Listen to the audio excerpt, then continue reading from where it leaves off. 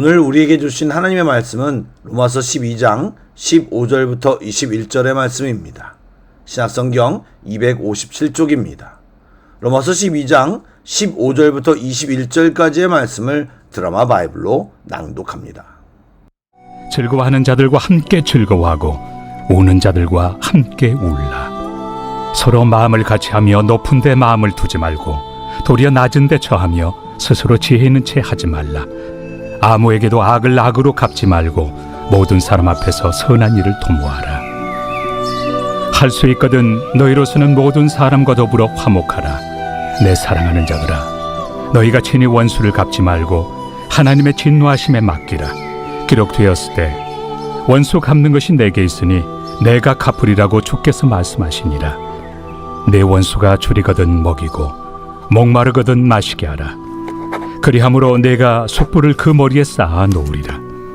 악에게 치지 말고 선으로 악을 이기라.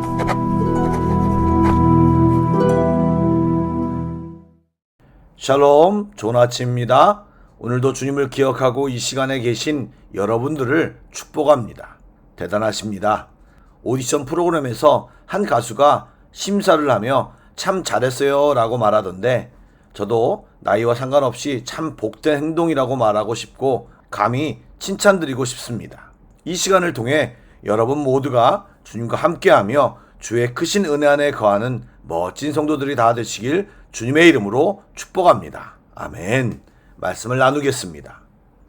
로마서 1장부터 11장까지는 믿음으로 어떻게 의롭게 되어지며 복음의 핵심에 대해 바울이 잘 풀어 설명했다면, 12장부터는 그 믿음을 어떻게 삶으로 나타내야 하는지를 강조하고 있습니다. 오늘 본문 앞부분, 지난 토요일 말씀에서는 교회 안에서 성도 상호 간의 자세에 대한 교훈이었고, 오늘 본문에서는 이웃들과 어떻게 지내야 하는지에 대해 말하고 있습니다. 특별히 원수 같은 이웃, 피하고 싶거나 감정적으로 멀어진 사람들을 어떻게 대해야 할지에 대한 실제적인 가르침이 이 가운데 있습니다. 내용 자체가 어렵지 않고 나열식 문장이기 때문에 한 절씩 살펴보며 설명하겠습니다. 첫 번째, 함께 즐거워하고 함께 울라고 권면합니다. 이 말은 다른 사람의 입장에서 그 사람을 이해하라는 말입니다. 그 사람이 자신과 같기를 바라지 말고 자신을 그 사람에다가 맞추라는 말입니다. 흔히 사람들은 상대방의 입장을 이해하는 것보다 그 사람을 자신의 입장에 서도록 설득하는데 더 익숙합니다. 그것은 자신의 주장이 맞다라는 것을 드러내고 강조하려는 생각 때문입니다. 조금 더 심하게 말하면 자신은 올바른 길을 가고 있고 상대방을 이끌 수 있다라는 생각 때문입니다.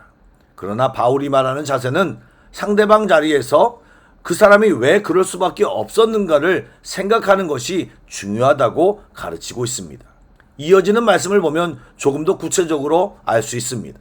서로 마음을 같이하며 높은 데 마음을 두지 말고 도리어 낮은 데 처하며 스스로 지혜 있는 채 하지 말라. 여러분, 욥기의 내용을 아십니까? 욥이 사단의 시험으로 고통받고 있을 때에 세 친구들이 찾아왔습니다.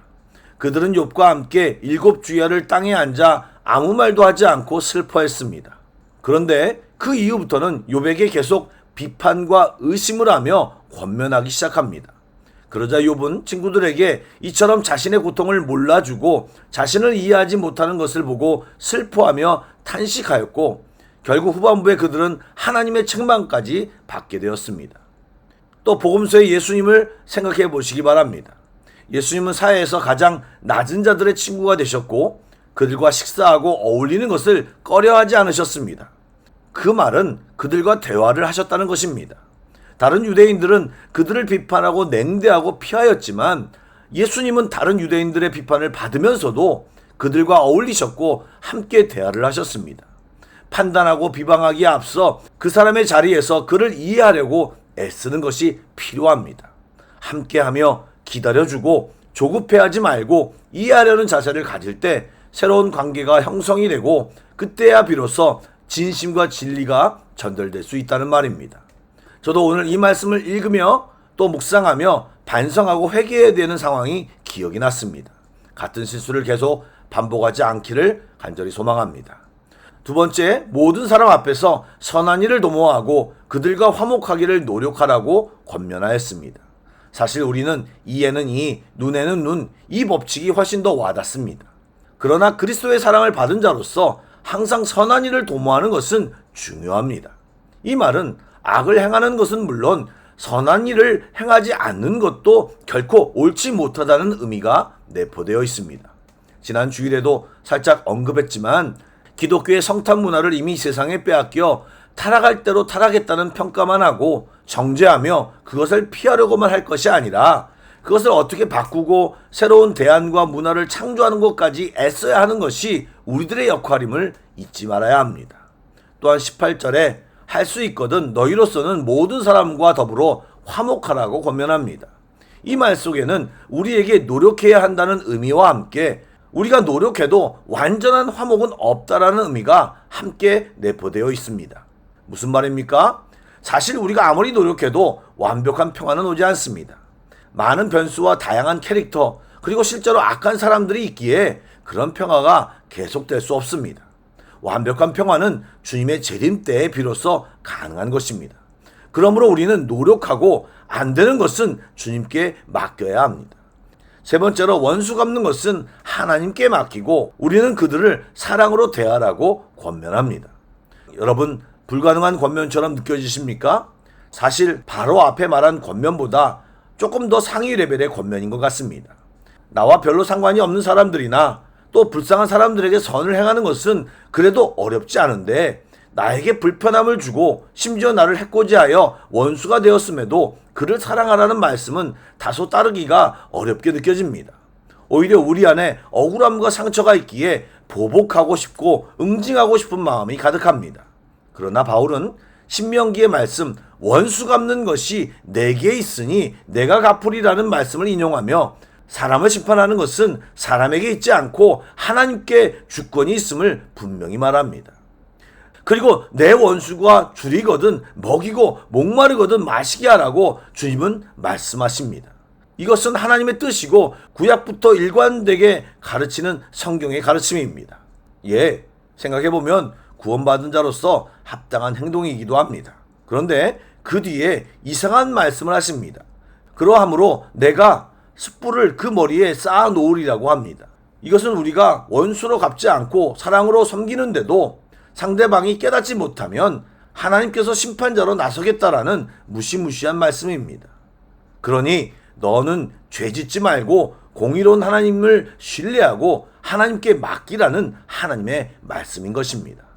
마지막으로 악에게 지지 말고 선으로 악을 이기라고 권면합니다. 이 말은 복수하지 않는 것은 일종의 굴복이라고 생각하는 사회적 통념이 옳지 않음을 지적하고 상대방의 악에 대해 복수감을 갖고 악으로 대하는 것은 결국 똑같은 악한 마음을 가지는 것이기에 악이 원하는 대로 되어가고 있음을 우리에게 알려줍니다. 대신 악에 대하여 용서와 사랑, 즉 선으로 악을 갚을 때는 하나님의 뜻대로 사는 것이고 그것이 악을 이기는 길임을 교훈하고 있습니다. 사랑하는 여러분, 지금 본문의 모든 내용에는 한 가지 전제가 있습니다. 그것이 무엇입니까? 바로 하나님의 존재입니다. 하나님이 살아계셔서 우리의 모든 것을 알고 계시기에 우리는 그분을 믿고 우리는 선을 행하고 원수를 사랑하고 선으로 악을 이기는 삶을 살라라고 말씀하신 것이고 그것에 대하여 선악간에 주님이 판단하시어 복을 주시고 또는 심판하시겠다는 것입니다. 그리고 이 모든 것이 우리를 위한 권면이라는 사실을 깨달아야 합니다. 바라기는 이것이 쉽지 않겠지만 이 권면들을 행하여 하나님의 복이 우리 모두에게 임하길 축복합니다. 아멘. 기도하겠습니다. 선하신 주님, 감사합니다. 우리 모두가 주의 말씀을 따라 선을 행하며 힘들어도 원수를 사랑하고 악을 선으로 갚으며 살게 하여 주옵소서. 이웃과 화목하게 하시고 특별히 우리의 말을 조심하여 선한 영향력을 끼치며 어려운 사람들의 친구가 되신 예수님의 삶을 뒤따르는 우리 모두가 되게 하여 주옵소서. 주님 감사합니다. 예수님의 이름으로 기도드립니다. 아멘. 계속해서 찬양 한 곡을 묵상하시고 합심 기도와 개인 기도로 나아가겠습니다.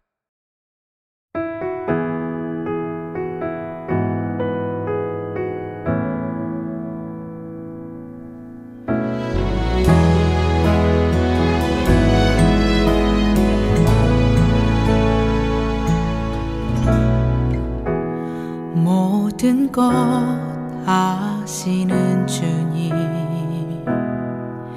나의 맘의 연약함 보시고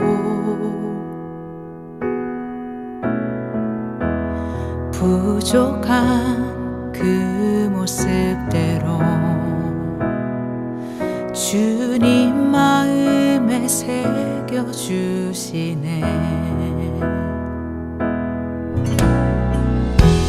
주님께 토로한 마음 하나하나 헤아려 주시니 그 마음 그 아픔들을 주님 손으로 품어주시네. 거친 길을 걸어갈 때도 험한 산이 앞을 막아도 빛 되신 주님의 두 손이 나를 붙드네. 주의 마음이 닿은 내 삶에 저민 슬픔을 씻으시는 주님을 찬양, 주 이름을 찬양하네.